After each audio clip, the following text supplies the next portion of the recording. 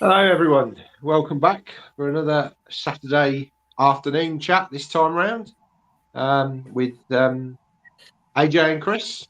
How you doing, guys? Not too bad. Yeah, doing all right. Coughs. I've had a crap morning. Oh no! Yeah, I went to that. I had to go to that speed awareness course, didn't I, for my speeding? Okay. 3 hours. 3 hours of. Yeah. So there we go. So I came out of that with a headache. 3 hours of not to speed. Well, some of what they showed you. No, you had an online choice, and you had a go to a place and do it, and I chose the go to the place and do it because it was only a mile away from me, and nothing like a bit of human interaction, is there? And no, I mean, the fear that I had of doing it live was because if you miss the course, you're non-presented. You've lost that money, and then you get the points. And then I was thinking, if I do it live, what if the internet's gone down? What if I can't log on? What if, you know what I mean? So I thought, well, it's only a mile away. Let's go and do it. And so there we go. Fair enough. There we go. That's out of the way then. Yeah. Cool.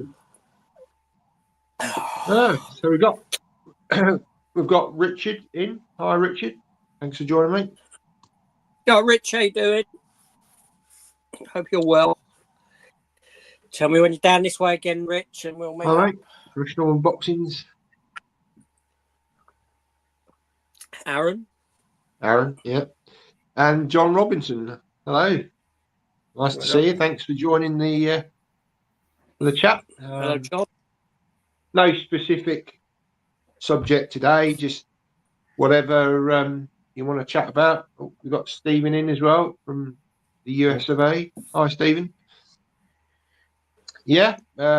Any questions, please pop in the chat and we'll try and answer them as best we can. But yeah, just whatever you want to chat about, really. Well, I did mention to Stephen. I mentioned to Stephen yesterday what happened with Arrow. Okay, yeah.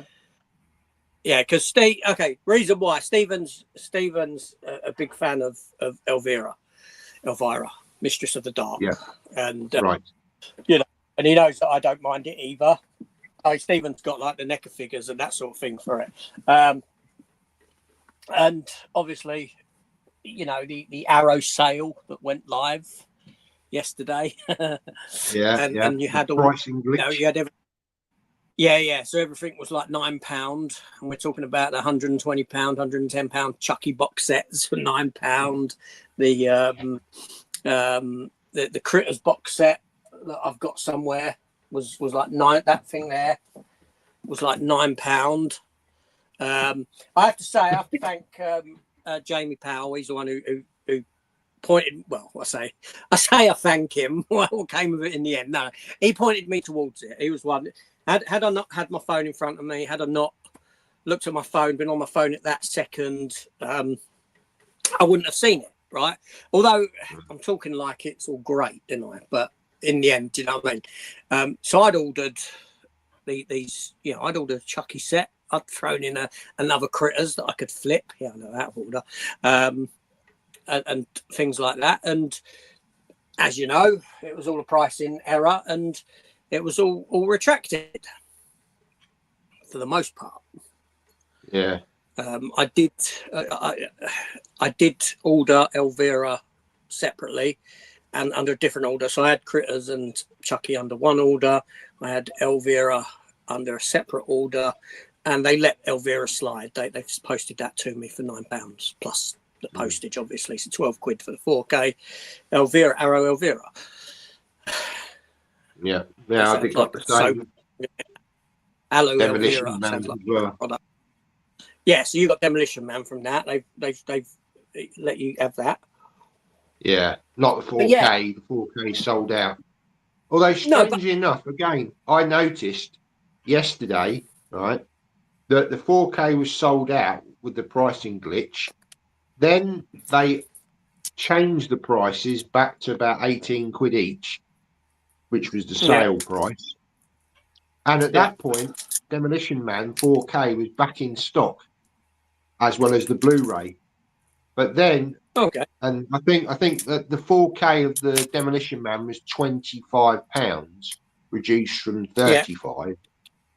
The Blu-ray was £20. But that's right. Yeah. When I looked again this morning, the Blu-ray's still up for 20, but the 4K's out of stock again.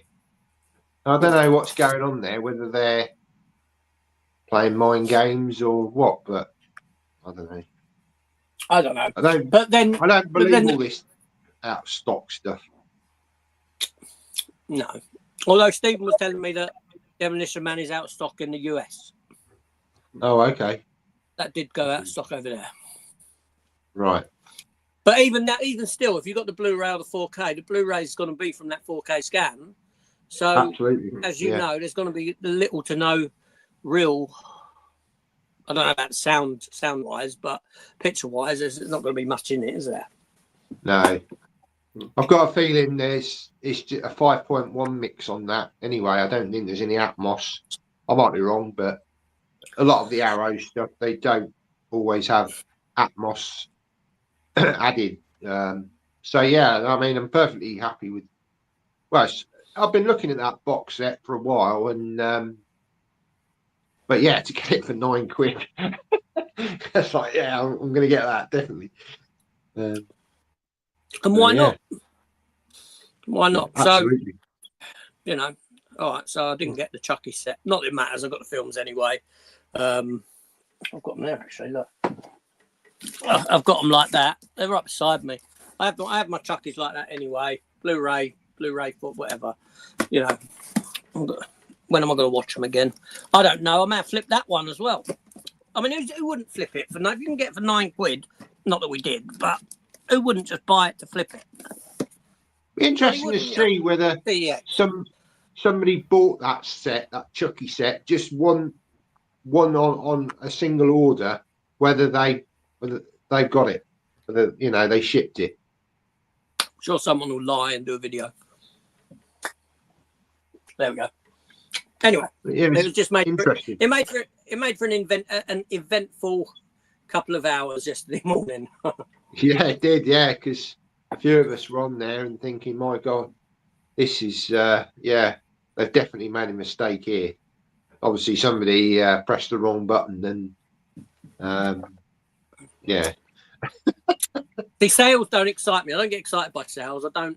But when Jamie had sent me the screenshots, I was like, oh, bloody hell. Okay, I knew in my deep down, I knew there's an error there, but we're gonna try. Yeah. Anyway, well, it's happened on Amazon as well in the past. There's been pricing glitches, and it's been all over social media. People jumping in on certain things that have been priced up wrong.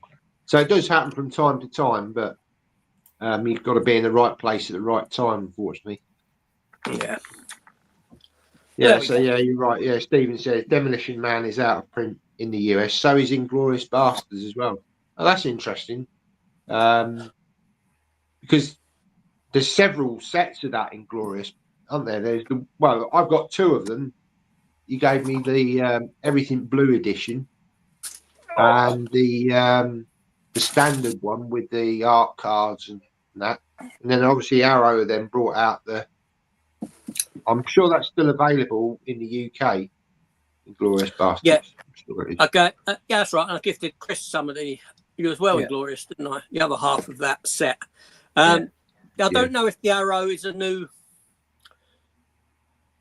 if they've redone the transfer, because I know that the 4K of Inglourious Basterds, the original one, was heavily criticised. It wasn't, it wasn't deemed a very good copy for some reason. I don't know why. But so I don't know if the Arrow one was now a new version, so to speak. But then you're getting stupid, aren't you? You're getting into the realm of 4K starting to be redone again. and a new transfer, a new 4K transfer, and that in my mind is just like you're starting heading down another avenue of you know what I mean? Or here's another 4K of in glory or whatever film, because the first one that was done wasn't actually that good. So here's another one a bit better. I got that would wind me up. Although I think they have done that with Blu-ray, haven't they? Some of the early Blu-rays, not all of them are that great, so they have reissued them over the years and done remasters. So that's nothing new. But that was when your Blu-rays would have been just the DVD transfer essentially put onto the Blu-ray disc, isn't it?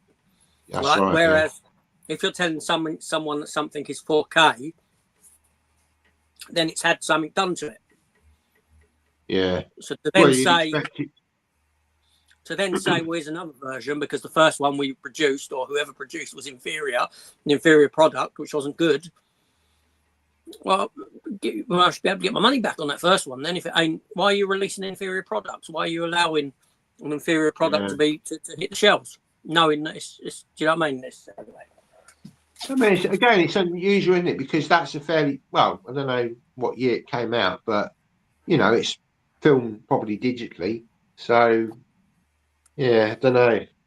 Not sure about that, or whether that was just a marketing ploy and they've put it in a collector's set and all the rest of it. But yeah, I don't know. Yeah, Stephen says the Arrow sets are sold out and out of print. They went quick. Some of them do. Some of these Arrow sets do go quick, but then others you think that go really quick just don't. No. I believe I read the 4K scan from Arrow was upscaled. Okay.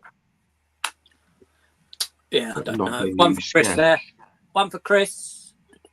Yep. Transformers. Yep. Oh, now talking about Transformers. Now, not really probably that interesting for you guys, but you've heard of Turbine, haven't you?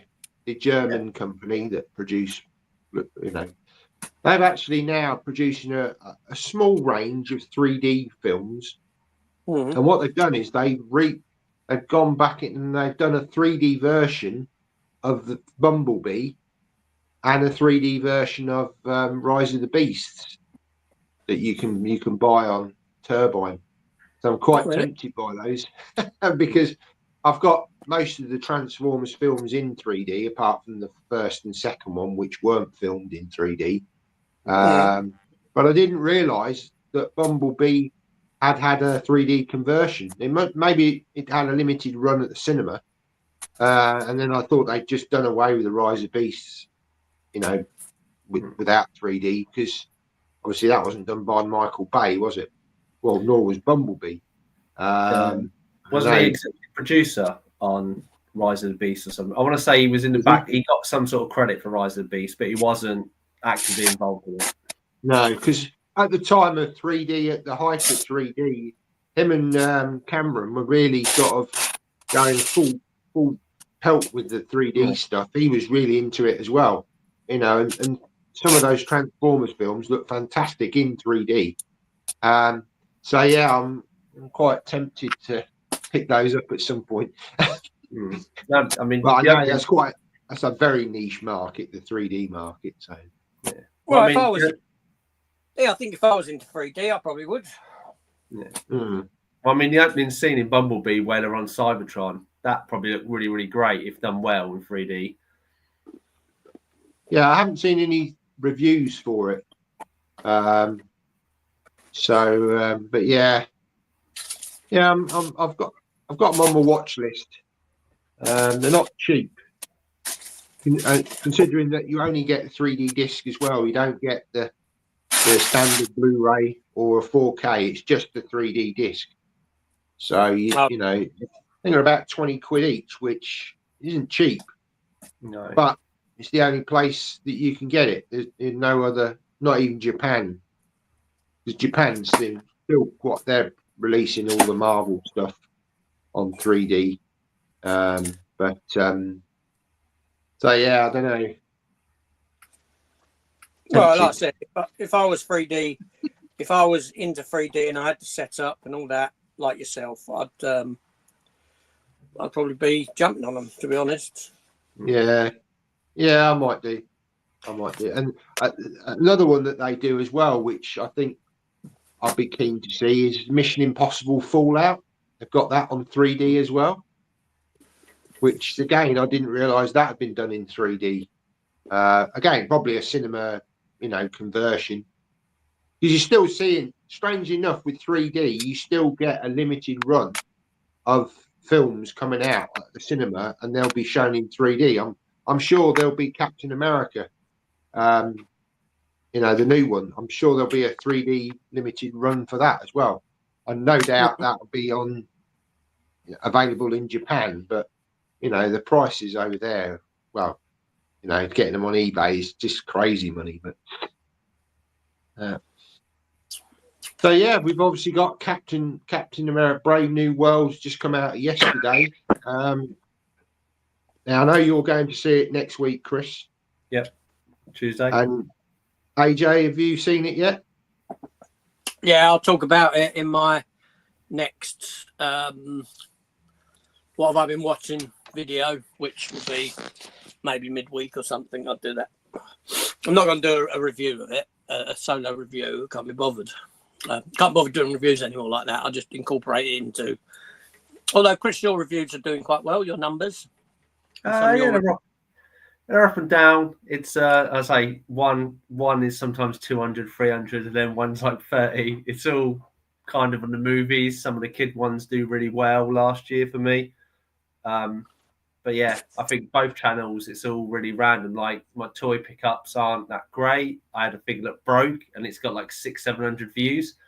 It's really like, oh yeah. If there's something, if something's like damaged or broken, yeah, put that in the title and people will come flocking. Yeah, they'll love it. Yeah. Yeah. I will say with Captain America, it's evident that the film had a lot of reshoots. With characters and plot threads just sort of vanishing halfway through the film. I'm not going to say spoil the film or anything. I'm not going to say anything about the film, but obviously it's nowhere near as good as the other Captain America films. I think I said to you, Matt, that it's better than a lot of the recent stuff. Like, I thought I enjoyed it more than Wakanda, Thor, the Marvels, all the recent Eternals, Shang-Chi. I wasn't a fan of Shang-Chi anyway, but I enjoyed it more than that sort of stuff. And I'd sort of put it on level with, for me, where I'd put sort of Black Widow maybe, which is probably bottom half of Marvel films, but towards the edging down. But yeah, it was. There were some elements I liked. So recently, I rewatched the Eternals on 3D. There'll be a review coming out for that from me. And actually, I didn't mind it on the second rewatch. Sometimes, on a second viewing, sometimes your opinions can change. I didn't actually mind it. I'm not saying it's great, but I felt I understood more about what was going on this time round. So maybe that helped. I liked it. I thought it was a very different movie. I think you have like this whole continuation of them, and then it kind of just Eternals was this second subplot just to kind of introduce these new characters. Obviously, have the Hand coming out of the world and a few other bits. But yeah, I enjoyed it, even though Eternals is rated as one of the 4th worst Marvel movies on Rotten Tomatoes. That's what they're kind of been comparing Captain America already. It's in the worst 4 Marvel projects. I'm like, well, there's 37 Marvel projects released so far, so that's a lot. But yeah. I wouldn't say it's that low. Probably ain't far off. But it's just certainly in the bottom third. Down. Yeah. Me, Captain America. I'll find out Tuesday. I think because it jumps around so much in the time zones, it's constantly backwards and forwards. So anyone watching it for the first time will probably get totally lost as to what is going on. And like I say, on the second rewatch, I thought the 3D was very good, but I won't say too much about it because that'll be in my review. But yeah, I didn't mind it. I'm not saying it's great, but it's certainly better than the Marvels, because I turned off the Marvels when it got to that singing part. I just thought, no, this isn't for me. Just switched it off. Thor: Love and Thunder again.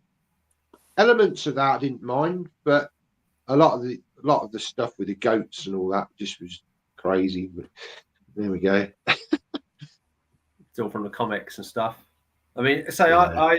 I think your kind of mindset, as you said, with Eternals, going back and rewatching it, I think that's the way you have to be. I mean, Eternals came out and I think had so much bad press against it. It's sometimes hard to enjoy. And I mean, the build up to Captain America 4, I went back and rewatched recently Falcon and Winter Soldier. And the first time I didn't really enjoy it. I thought I wanted... Probably when first watching it in 2021, I was like, well, I want Bucky to be Captain America. So I was a bit disjointed, but I knew Zemo and Nat was in, which was on the Thunderbolts, which obviously doesn't have much of an impact as we know now. But I was like, oh, it's just all about Anthony Mackie, and I just couldn't get on with it. But rewatching it now, a few years later, I actually related more to him. I actually enjoyed the the Falcon character stepping up, and, more little bits of it I think I related to, and I'm quite looking forward for him stepping forwards, because I've seen him in other stuff and I always see him as a supporting cast member rather than a main star. But it'll be good to put him on this platform to see if he can actually deliver, and it probably ain't going to be amazing as like AJ has said, because I think Chris Evans has set the bar quite high with 3 really good movies. How you've got to be super amazing to kind of succeed that, but I'll go in open-minded. Well, it's a different character, isn't it? Do you know what I mean? It's a different, as I was watching it, I was sort of thinking you could have just called this Falcon. The Falcon. And then what would his mate be? Falcon 2? Yeah. Falcon and Buzzard or something. I don't know. But no, it's because obviously, other than the mantle of Captain America itself, the characters are completely different. Sam Wilson isn't Steve Rogers. Steve Rogers is Captain America, right? At the end of the day, there's so much to that character that isn't this. And the film does touch upon that, in a sense, touch upon the sort of an element of the film touches upon the sort of differences between the two, in a sense. It lets go of that kind of plot thread for it's when thinking about it, it's only a very small part of the film, but it does sort of highlight the sort of differences of the two characters and them as a Captain America, because obviously Anthony Mackie's more of a yes man character. His character Sam Wilson is more of a military yes man than what Steve Rogers ever was. Steve Rogers done what was right for the person, what was ethically right, shall we say, whereas as Anthony Mackie's more of a sort of he would work better as a instrument for the government, so to speak, as Captain America, than what Steve Rogers ever would have done. And it kind of does play into that a little bit. So there are elements that I enjoyed, but it's it weren't ever. I always think that he should have had his own films. Probably not. I always think that he would have worked better as a support character now, or as a prop up character. Do you know what I mean? Captain America, rather than lead his own film as Anthony Mackie. Not that there's a problem with him. I think the character's not got the gravitas to carry that role. Right.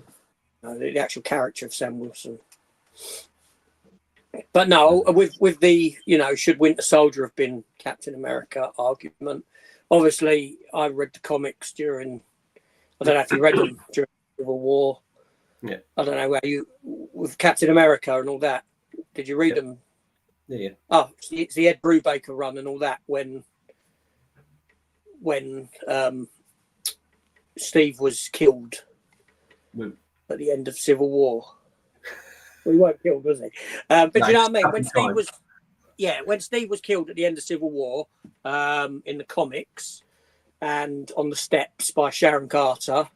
Yeah. And then you had Thingy step into the role. You had Bucky step into the role, but obviously a sort of darker version, more like John Walker style. Mm. He's more of a John Walker Captain America, you know, US agent version than do you know what I mean? So I don't think, anyway. Yeah. I like the idea of Sam Wilson as Captain America more than Sam Wilson as Captain America. Well, they obviously had Bucky lined up for Thunderbolts, didn't they? So They what, sorry? they had Bucky obviously lined up for Thunderbolts, so obviously can't really go 2 roles, can he? So No, which is great. That's fine. That works for the character because the character's a darker character. Do you know what I mean? Yeah. He's got a darker background. He's got, you know, he's more in tune with that kind of a, a more off the books kind of a team, shall we say? We got Alan, Kermit's Ghost. Thanks for joining me. John Robinson, he's going to see Captain America tomorrow with low expectations, so hopefully I won't be disappointed. No, I think it's probably, I mean, it's launched in February. Generally, films January, February aren't going to be like your big blockbuster films. So yeah, I'm not expecting much. I guess with Harrison Ford being in the film, it kind of elevates it a bit. His sort of stardom, you know. But yeah, I don't know. I'm not out of the 3 Marvel films. Obviously, we've seen the Super Bowl trailers Monday, probably in the UK here. We got to see Thunderbolts, another trailer for Thunderbolts. I have to say, I think that looks really good. What are your thoughts? Obviously, Chris, this is your favourite team of Marvel characters, isn't it? Yeah. So I obviously have the tattoo on my wrist for like many years. It was one of the first comic teams I got into, so I'm looking forward to it. I'm not expecting amazing stuff, but as long as they put on a good show, that maybe we might get a sequel from it, I'll be happy with.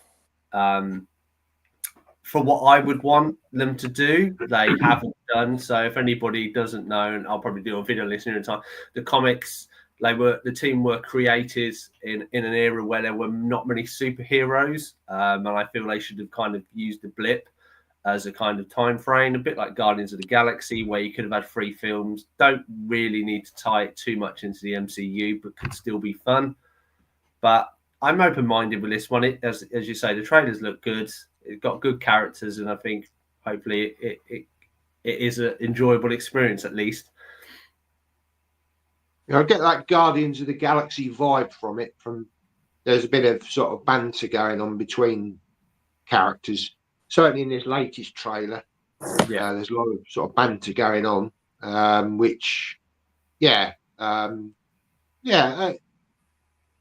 actually think out of the 3 films, this looks the most appealing. I can't say Fantastic Four for me at the moment looks that great. I think the casting choices.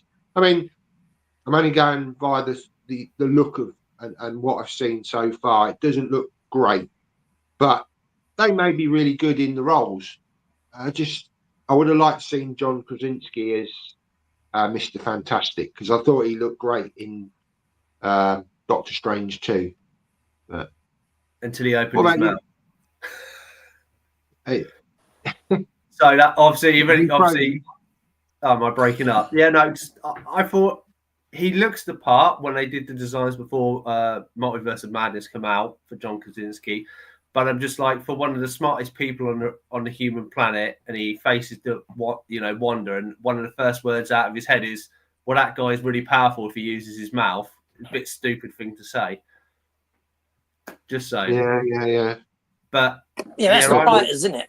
Right. Yeah. That's not Krasinski.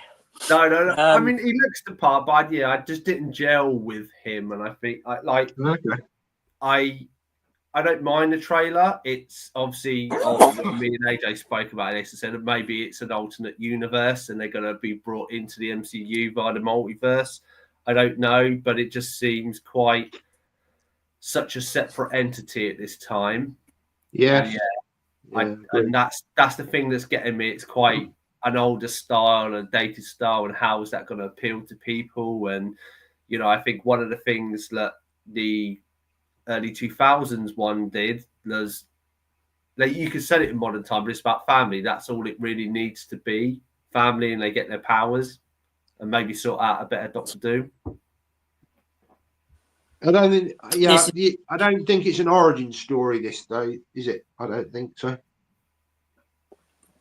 No, hopefully not. No, because they've done that already.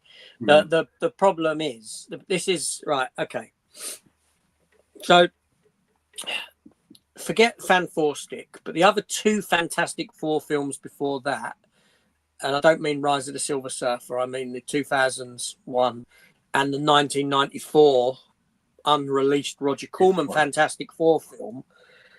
Both of them actually captured the comics pretty well, right?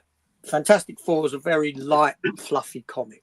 It's not dark. It's not, and I know that the Fantastic Four film from 2000s isn't perceived as being a great film, and and I get that, but it does a lot right in regards to converting the comics to screen. And here's the problem with the new Fantastic Four film for me, is that when I watched it, that trailer, I wasn't seeing anything fresh. I wasn't seeing anything that hadn't been done before in the previous Fantastic Four films, right? Forget quality of special effects and all that sort of a thing, right? Because the Roger Corman one obviously is pretty hideous for special effects, in the sense that when Johnny Storm flames on, it turns to animation like a cartoon. Ben Grimm, the suit is done as it's like a turtle suit, and that's where the majority of the budget went. And to be fair to the suit, it was pretty good for its time as a thingy suit. Doctor Doom looked fake, but captured the look of the comic character really well in that. And the effects for Stretchy were, Mr. Reed Richards was, ridiculous at times in it. It's done with camera angles, and let's see if I can do it. You can sort of like, this sort of a thing. Oh, my arm's stretching. You know what I mean?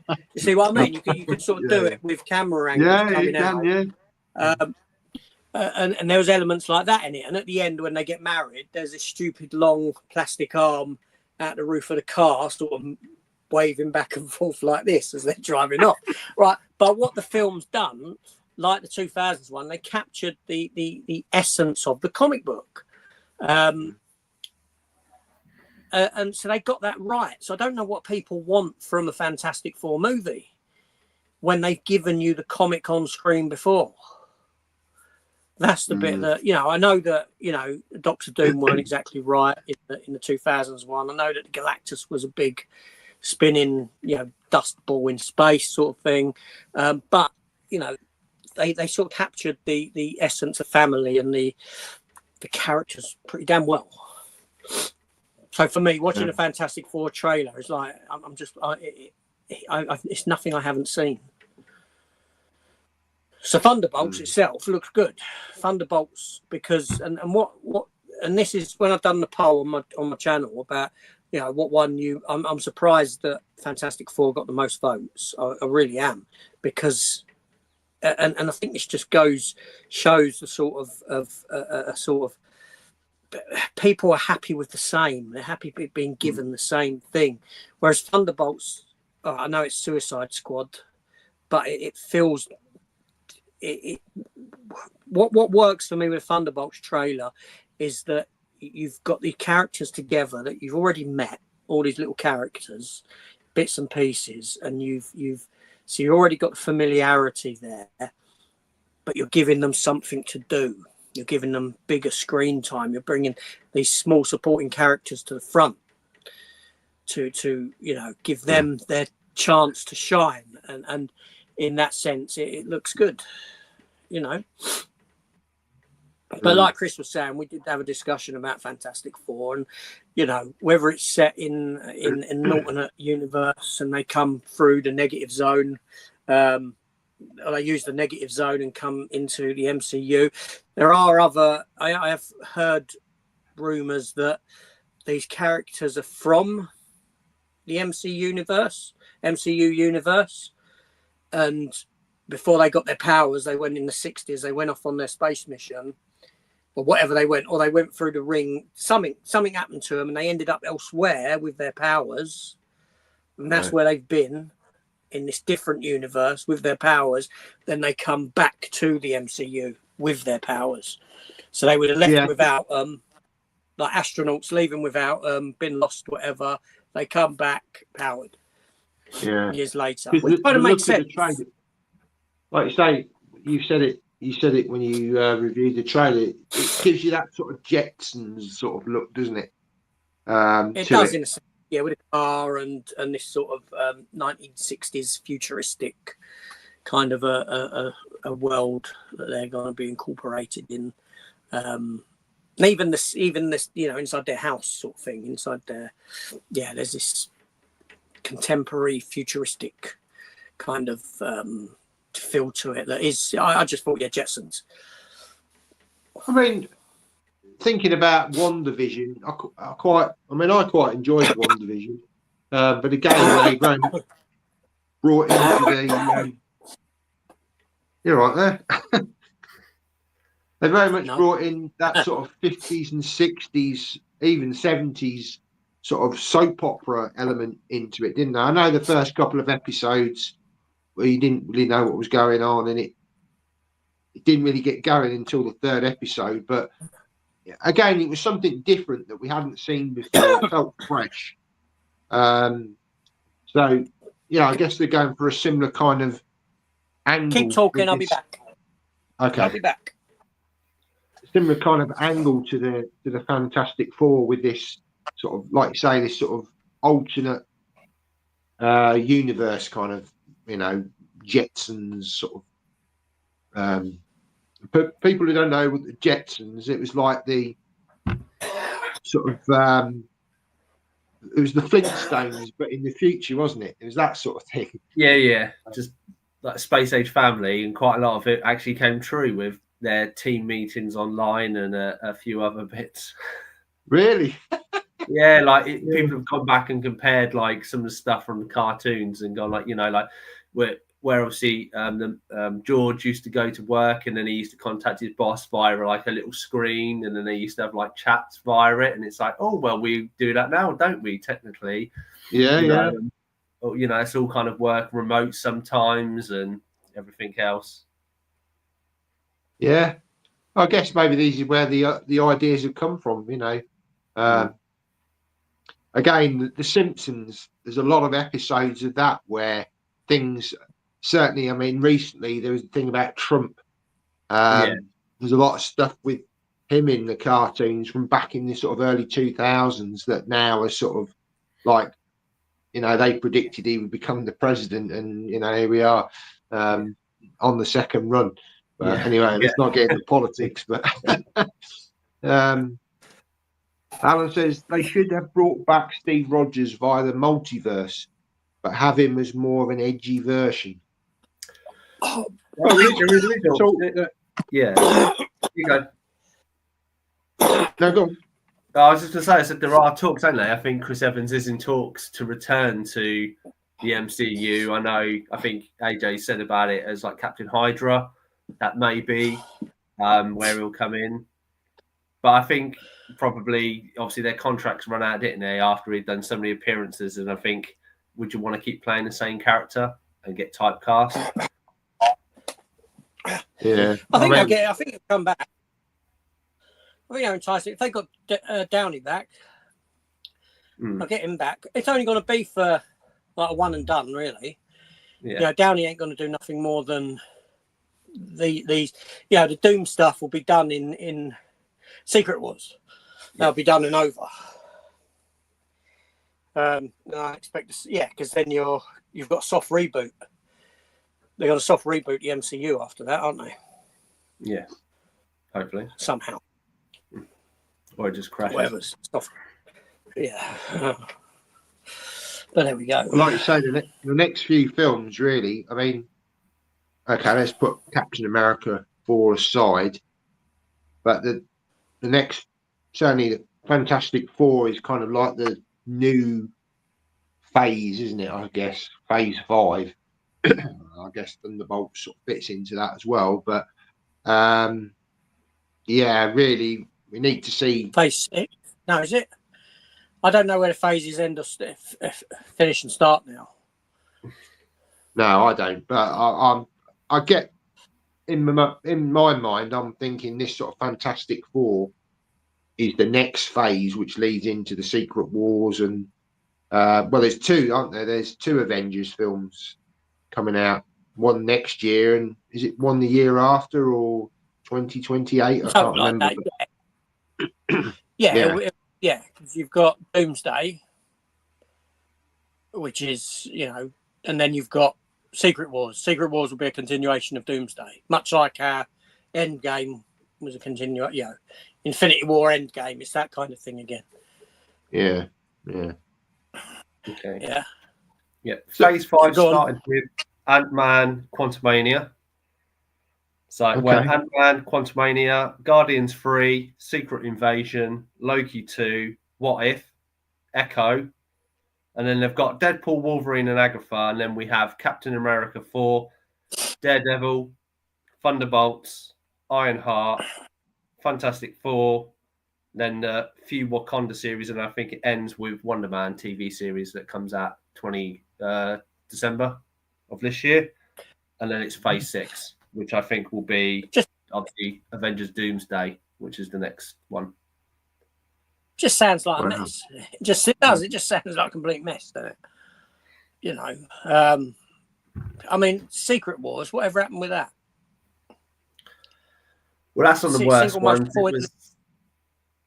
It was, I mean, to me, it's like they scrambled for ideas, weren't it? You had they made Iron Man, obviously showed it to people. They were like, oh, it's amazing. So at the last minute, like, oh, crap, why don't we try and see if we can get a universe? Let's get Samuel L. Jackson in. Let's do a little post-credit scene, and then he did it, and it was popular, and then it snowballed from there. And obviously, then they had the ideas of here are the Avengers. Let's build them all together because it's quite a simple format. And then obviously, once you reached Endgame, I think they were like, "What do we do now? Let's just throw ideas and let's see what sticks." And I think that's where kind of what Phase 4 and 5 has kind of been. And now they've had enough time. They're like, "Oh, well, this kind of works. We'll head towards this direction." But did I say Secret Wars or Secret Invasion? Secret Invasion. You said Secret Invasion, so that was the really Skrull invasion. Yeah, but it's the single most pointless Marvel show ever. Seriously, it's it's so it's like it never happened. It's like it's set in another universe. It's like it's just a solo project, where you had Nick Fury at the end of bloody the Spider-Man film where he's on the spaceship, right, up on the sword, flipping whatever, up in space, and then when he comes back in the Marvels, it's like you can just take Secret Invasion out of the equation, like that never happened, right? At the end of Secret Invasion, you're left with this president that's set up this thing. I forget what it is now because I only saw it once. The president done something, set something up, and obviously that's led to nothing because now you've got Thaddeus Ross as president in Captain America 4, so that's out the window. This universe getting through presidents like anything. There we go. Yeah. Right. Well, let's move away from Marvel now, and what else? Yeah, let's go. Doctor Who or Star Wars, Star Trek now. That all. Everyone leaves now. Yeah. Although you could talk Star Trek, Chris has been watching them. But no, people don't like Star Trek talk or Doctor Who, which I don't blame them. No, it's got. He's, I don't know, very tired now, isn't it? Needs to be put to bed. But what about Mission Impossible? The new the final. I think that looks really good. I do think. Trouble is with old Tom Cruise. Is it me, or is it every film that you see him in, he's always running? Every film he's in. I watched The Mummy the other night, and he was running in that as well. Thinking, God, guy never stops running. Because you can't tell after he stops, you see how short he is. That's why. He's got a good run. He's got a good run. It's and it's obviously his contract that there has to be a shot of him running. It's like Chris Pine. Chris Pine has got in his contract he has to be on a motorbike in every film he does. Seriously, he does. Hence why in Star Trek, in the first Star Trek film, he's on a motorbike. In the final Star Trek film, there's the stuff with the motorbike. Yeah. He has a motorbike. Well, that's not the final one, is it? Potentially. So, obviously, I've rewatched the Kelvin ones, and then I've rewatched the 6. And after watching the Kelvin, they are writing a script for another Star Trek, and it is potentially Star Trek 4. So it will be the final for Chris Pine's storyline. That is the rumor, and that's what I can see online. It's been in production for a long while though, hasn't it? It's been on. They announced that the last time they announced that was a few years back, and they announced it for their investors. Yeah. And they didn't have anyone attached to it at all. No, the contract's fallen through, but supposedly now there is several of them are on board to do it, but it's all about, because the script went to be Star Trek 4, then they had a few other ideas, and then they were going to reboot it, and then I think half of these ideas went to the TV series, and then they've kind of said, no, the next movie now will finish off the Kelvin timeline. Whether it comes through, it could change, but I think if they do it, they're going to have to write out Chekhov because, Anton Yelchin. I don't think it would be fair to, put another actor in the role. No, it was very tragic what happened to him. And for me, I just think it's 3 films done. Let's not. Yeah, if you're going to do something, well. Personally, I think they should just leave Star Trek alone. I think they've just done it to death. And now, I didn't even bother with that Section 31. I know you watched it, AJ, and pretty much just a waste of time, really. Not Star Trek. The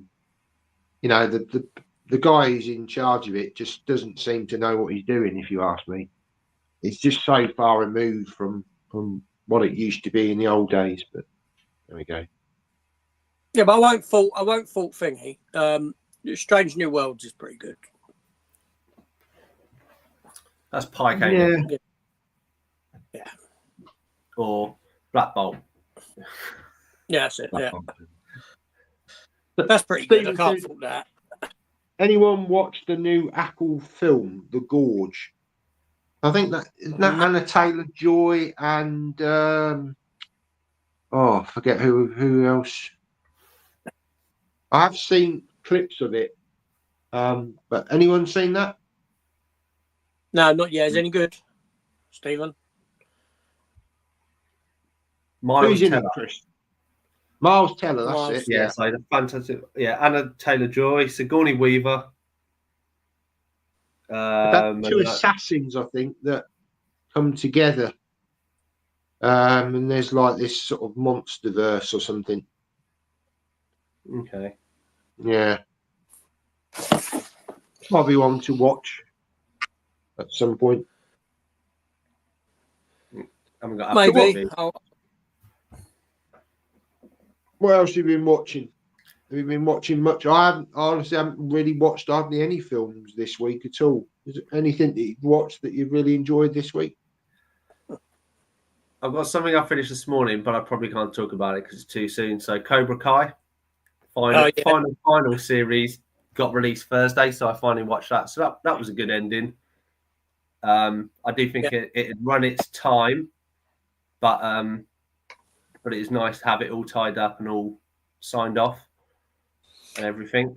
All right. Well, I've not watched any of the past season. Oh, so whole of 6. Yeah, so season 6. So it was season 6 was 15 episodes, but 3 sets of 5. So I think they did.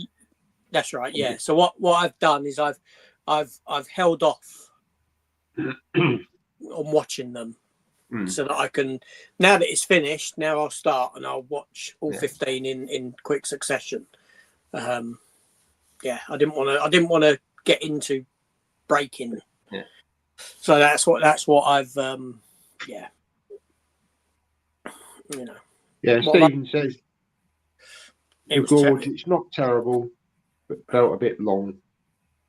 When they actually get into the gorge, it's good. All right, I might give it a go at some point. Tell you what, I did start watching, and I only watched the first episode, but season 2 of the Rig. Did you ever watch that? The first season of the Rig. Yeah, my brother was in it. Yeah, that's right. Yeah. Did you watch that? Did you watch that series, the first season? Who, me or? Yeah. I did. I watched it. Yeah. Have you seen the second season yet? No, not yet. I've got it sort of downloaded to go, but I ain't started on it.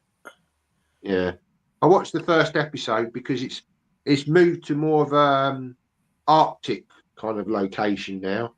So there's this oil. They're all on this oil rig, but it's obviously all surrounded with ice and snow. So and they've got the sort of the entity thing, whatever it is it all in like these glass tubes all spinning around inside this stuff.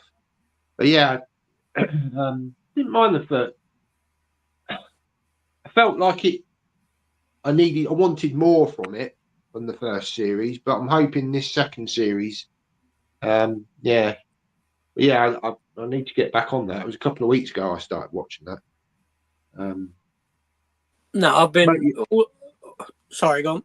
No, I'm going to say, what have you been watching, AJ? No, I'll just say that week on week TV show, I've just been anticipating Dexter. The new Dexter series, which is spot on. It's really good. What can I say? It's, a Dexter origin show, new cast, but Christ, it's been cast really well. You still got the original Dexter doing the voiceover for the character of Dexter, like the inner monologue, whereas you got the new actor as Dexter. But I realised while I was watching it that there's no separation in my mind of the two. The new guy's really good. So that's a good sign. Yeah, when it really sort of harks back to how Dexter was when it originally came out, sort of thing. It really feels like a step back to how Dexter was at the beginning. So what I plan on doing is when that finishes.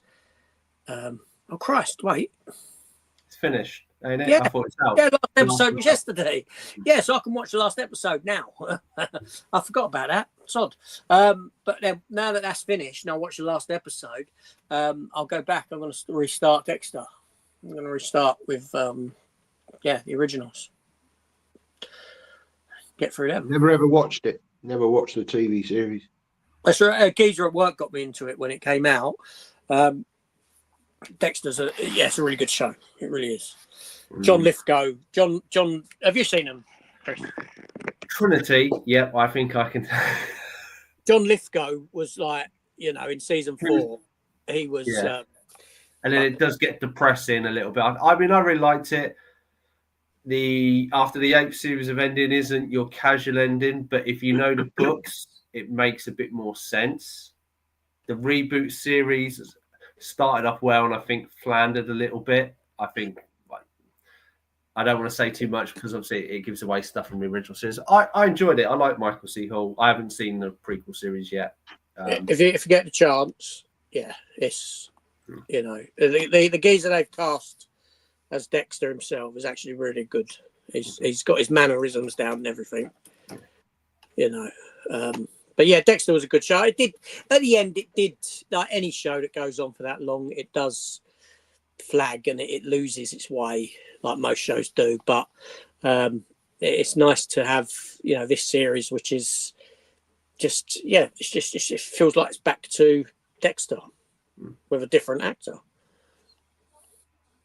Cool. So Stephen says, what do you guys think about Buffy the Vampire Slayer getting a reboot series? Try bringing Sarah Michelle Gellar back as an older Buffy. I didn't even know there was plans, but it fits in the continuum if you go by, because obviously Slayer has to die for the new one to be born, and they killed her off, I think, in the first series, and then brought that other lady in, and then there was Faith, wasn't there? So, and then there was loads of them by the end of it. So I'll be interested if the reboot carries on that story, or if there's a different Hellmouth. I don't know if it's maybe too little too late sometimes because it's been so long. What has it been, like 20 years? Been a long time. Yeah, it's got to have been 20 years. I'd be up for whether it recaptures the magic of the originals or not is another thing, isn't it? You see these shows come back. They've done it with like Prison Break, X-Files, that sort of thing. And really all for nothing. A lot of it, you watch them, it was okay, and then you've forgotten it. It never has the impact of those originals. So it'll be interesting. Yeah. But again, is that because like streaming now, they just dump it all in one go, so you can just binge watch this stuff. Whereas, back in the day in this 80s and 90s, we had no choice but to wait a week for the next episode to come on, TV. And it gave you that anticipation of thinking about the episode you've just seen and, sort of looking forward to the next one. Whereas I think now, because so many of these TV shows are just literally the whole lot. I mean, Netflix do this all the time, don't they?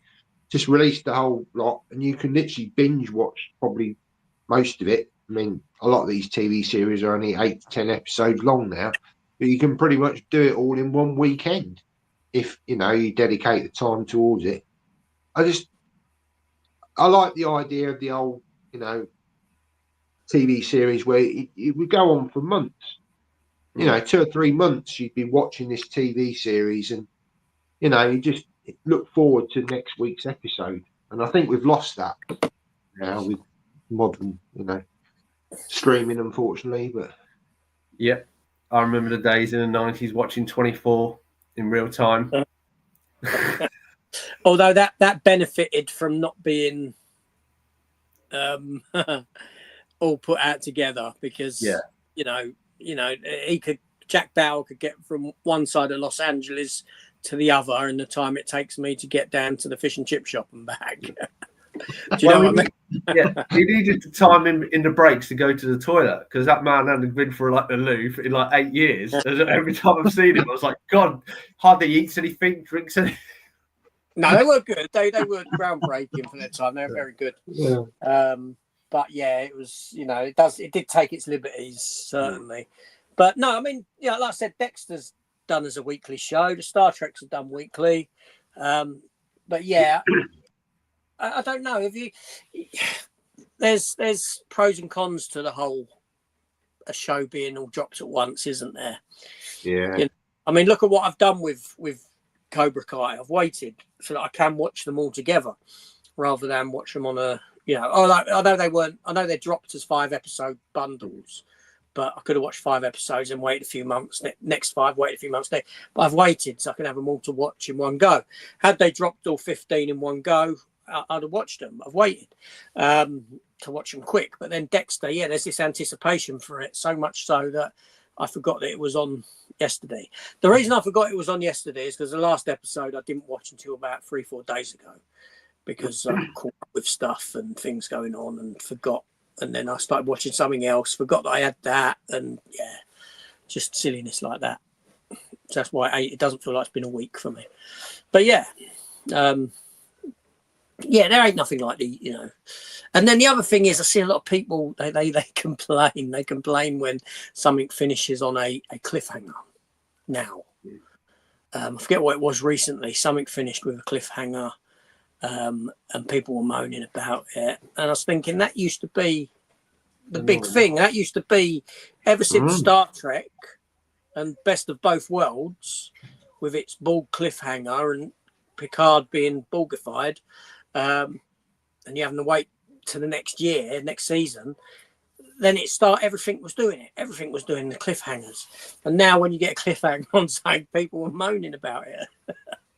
Yeah, It was like you say, it doesn't really work in the same way now, does it? Because, like you say, people consume a whole TV series in, a few hours. Depending on how many episodes there are. So that the cliffhanger thing doesn't work because, like you say, you would have had to have waited up to a year for that next series to come out, and is that anticipation and I think that's what builds a TV series in people's minds is, that kind of, what's going to happen next. And they're forced to wait. They have to be patient. And yeah, they call it that's lost. What they call it, a water cooler TV, where you're at work and you're huddled around the water cooler talking about the latest episode of something. And what's going to happen next week? What's going to, and that's been lost. Yeah, it has, and I think that's sad in a way because I think that's what made a lot of these, TV series over the years grow in that fandom. People talking amongst themselves and coming up with ideas, or maybe this will happen. What do you think of that character and all this sort of stuff? All of that's kind of lost now, and it's for the most part. I think the last program that done it, I think that had that effect was probably WandaVision. With the whole, it's Mephisto. It's Mephisto. Mephisto's behind everything. Yeah. Everything's Mephisto. Yeah. And everyone was talking about that and trying to figure out what was going on. They were all wrong. So it wasn't. Yeah, because they released them, every week, didn't they? So you had to wait. And I do think there's something in that it just helps build a little bit more anticipation and a little bit more interest in it, rather than here you go, here's the whole lot. Yeah. To come from a different age, I guess. Younger people just want to consume it all in one go now. Yeah, that's it. Stephen says nowadays when shows end on a cliffhanger, they show ends up getting cancelled with no resolution. Yeah, I can't stand that when you you get to the end of a TV series and then it ends on a cliffhanger and you're like, oh, I'm never going to know what's going to happen next. That's really frustrating. Yeah, that's hideous. That is. They sometimes correct it. They do. Farscape. I was going to say Castle. Yeah. Did it? Because obviously there was 2 ending shot and then they kind of used both of them. Frequency that we spoke about, if you watch a TV series, so they did 13 episodes, cancelled it, then they brought the cast back and did a 4-minute final. And the 4-minute final is brilliant. I'm glad that it got to end it, but you can't buy it. They never released it, and Netflix have taken it off. So that's true. But no, Farscape was cancelled after 4 seasons on a cliffhanger, and then a few years later they brought them all back to do what's called the Peacekeeper Wars, which was I think it was maybe 2.5 half things to finish it off, and another one that was Deadwood, Western, with Ian McShane, Timothy Oliphant. That finished after 3 seasons, and I think it was about 10 years later, HBO came back and done a Deadwood the movie, which gave you a finality to it. So when they do that, great. But Firefly as well. Firefly, with Serenity, the TV show, with the film. And I had another train of thought then. It's got something else in my head, and Chris's. What was it? Superman and Lois. Superman and Lois was allowed to finish. They gave it 10-episode final season to wrap everything up, which was great for that, because that's the only Superman. His Superman, Tyler Hoechlin's Superman, is the only Superman to have really got a finality to his character. Out of everyone who's played Superman, he's the only one that. And spoilers, he dies at the end. Does he? He dies. Yeah, he gets old, and you jump forward, and he this really good story where he's not to spoil it. He fights. He gets killed by Doomsday. He comes back, and he's weakened, and Lois Lane's father gives up his heart for Superman, so he's got human heart in him that allows him some more life. So he's not quite as strong as he once was as Superman, but then he starts to age, and in the last episode you get like this at the end you find out that Lois dies, cancer returns and it kills her, and he lives his life out with his he gets a dog, Crypto, not flying dog, just a dog, he calls it Crypto, and then he ends up dying himself, and then he sort of you get a scene where he goes into the afterlife and meets up with Lois. He sees everyone that he had things to do with, and he ends up with Lois again in the afterlife, so to speak. It was a really good ending, and he's the only Superman out of everyone who's ever played Superman that's actually got an ending to the character, which was wonderful. It was a wonderful show. Such a shame that James Gunn came along, although it was James Gunn that allowed them to finish it off, I think, if I recall. Who gave, go and finish the show. But originally that was planned as 7 seasons, and it only got its 4 because of the James Gunn verse and all that stuff that happened. Yeah. Yeah, again, that's another one, isn't it? New DC world. I mean, I've heard apparently they're already shooting Supergirl as well. That's already, which I think, I don't know, I think they should, let's just see how this first Superman film does first, because if they do too much, they'll just, if people don't want it, then just be a waste of money again, won't it? It will. I mean, I think I'm quite glad that they're doing a Supergirl film, though. Yeah. About time that we saw another Supergirl on the big screen. I know you had her in the Flash, but that was an alternate Supergirl. That wasn't like the blonde-haired kind that we know. Although I wouldn't mind seeing her do more, but it's just nice to have a Supergirl. Yeah. I mean, definitely this new DC universe is going to be very different to, don't expect Zack Snyder's vision to be carried on in this. It's not going to be like that, I don't think, at all. It's going to be a lot lighter in tone. Although I think there will be, again, James Gunn, he feeds into emotion, doesn't he? That's why the Guardians of the Galaxy films always done well, because he can balance humour, but he also, you'll get the gut punch sort of thing that happens in, and then it's like, oh God, why did that happen, sort of thing. So I think we'll see that. I think it'll be a lot more, it'll be a lot lighter in tone. But what do you think, Chris? Do you agree with that, or do you think it will be? I mean, I say I wasn't looking forward to it. I think I said this on the last one that until the trailer dropped, and then I actually quite like it. My reservation is it's a Superman movie, but there are so many characters in it that unless it's like 3 or 4 hours long, I'm not quite sure how it's going to be a Superman movie, because as we can gather, there's probably this is Superman. He's already on Earth. We know who he is. This is Clark Kent. He's starting at the planet, and this is kind of where the movie starts.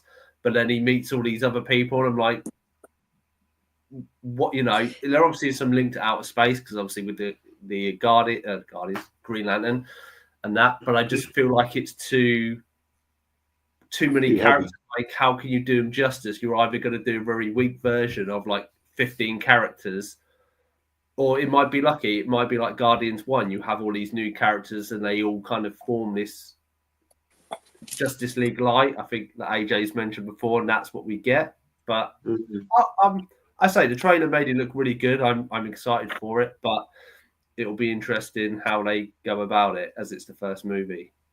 The running time has been confirmed as, from what I've heard, as 1 hour and 50 minutes.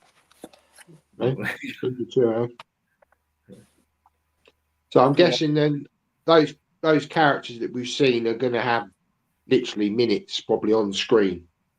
I don't think they'll be developed at all. I guess we're all a bit concerned that is it going to jump into the Spider-Man, territory of, or let's just put all these, villains and everyone in, let's set it up for the next film. But hopefully James Gunn's not going to do that. He's going to follow the Guardians of the Galaxy kind of format, build the story as we go, because if you're just going to set it up for the next film and not concentrate on this film, I think it's just going to fail. They've got to do something different, because clearly people didn't want the DCEU.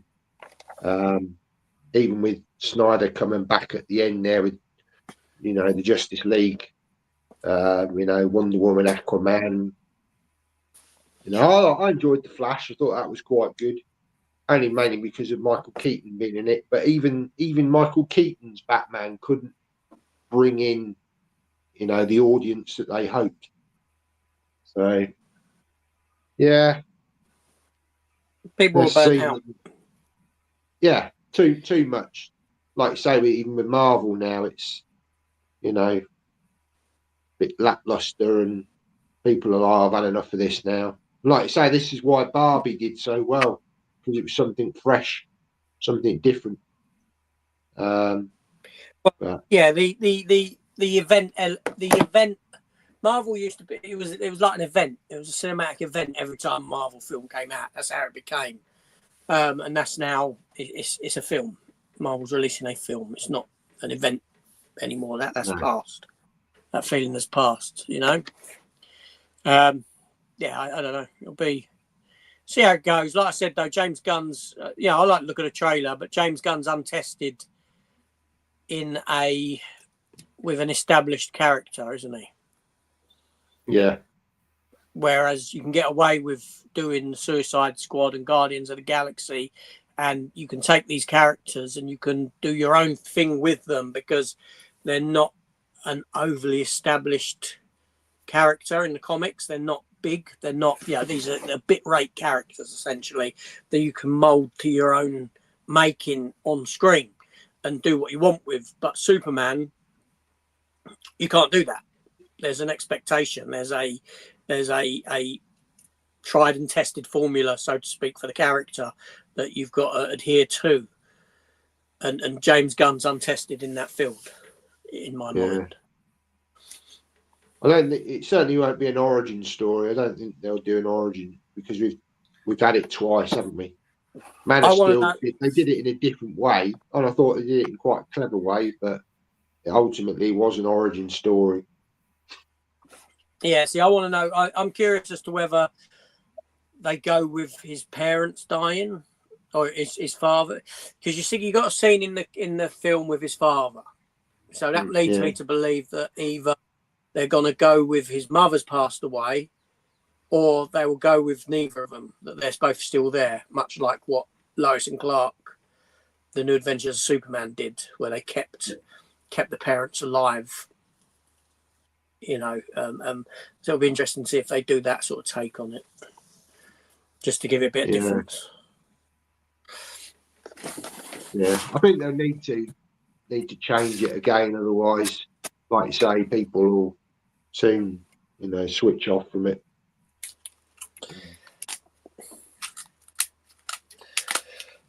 Chris Chris is only interested in it because of the dog element.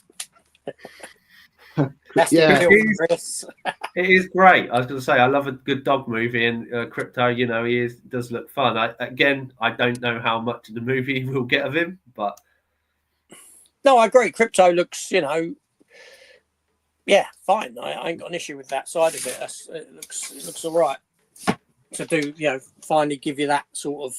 Like I said, it's Justice League. For me, it looks like Justice League Unlimited kind of vibes to it. In that sense, it's giving you that as a live action almost. That's the sense I'm getting from it. But we'll see. But I'm just gutted, like I said, that the TV series was cancelled in favour of it, because in my mind, Tyler Hoechlin's one of the better Supermen we've ever had. Especially he got time to develop the Clark Kent side of it as well as Superman. It was, yeah.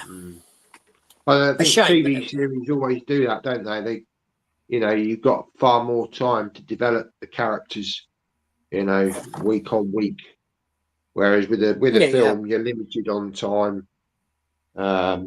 It's going to be more of an action spectacle, certainly in superhero films. Right from the outset, it's got to be there on the screen straight away. Gone are the days of slow build up. People, don't want that anymore. So what else film wise are you looking forward to this year coming out? I'm just trying to think of what else there is. I like to look at that Mickey 17. If you've seen Robert Pattinson. Yeah. From obviously the director of Parasite, and I think it's March it comes out now. They've moved it around like 3 times already, so but that looks fun, something different, something freshish. Whether it'll translate to that when you finally watch it or not. There's a new horror film come out as well, isn't there? I think did it come out yesterday, or it's kind of themed around Halloween, Valentine's Day. Heart Eyes. Have you seen that trailer? Or I haven't seen that, but it's funny you say Halloween and Valentine's Day. So I dropped a review today, and how many times I kept saying Halloween in the title, and it's a Valentine's Day. I'm glad I'm not the only one on that. So total segue there. I thought, what does it mean? Why am I saying? Because watching this video back, I'm going like Halloween. I'm like, it's Valentine's Day. What am I doing wrong? And then you said that. I'm like, I'm not alone. It's not. Yeah. All merges into one, doesn't it? Yeah. But no, I've not. I've heard of it, but I've not seen it. But obviously, Cap and Bridget Jones will probably be the next 2 I'll see. So if I get time, I might go and see it. What about you, AJ? This Heart Eyes, does that interest you? The what? Sorry, Heart Eyes. It's called. Never heard of it. Yeah, it's only just come out. I think it's supposed to be a bit of a horror comedy. Okay. Who's I've in seen a few. I haven't seen it, no, but I've just seen a few sort of the bigger channels reviewing it. I haven't actually watched the reviews, but I've just sort of seen one I've not heard of. But I think it's obviously got that Valentine's twist to it. With I think it's like a mask that's got like hearts as eyes, sort of thing, and it's a slasher kind of thing, I think. But I think it's got a bit of a comedy element to it. I mentioned Heart Eyes. Yes. Heart Eyes. and look for it, seeing what it's about. Yeah, I think it's some sort of slasher type thing. I don't know. But For the past several Anyone- years, the Surprise Killer has any- wreaked havoc on Valentine's Day by stalking and murdering romantic couples. This Valentine's Day, no couple is safe. yeah, anyone watching? Anyone seen it yet?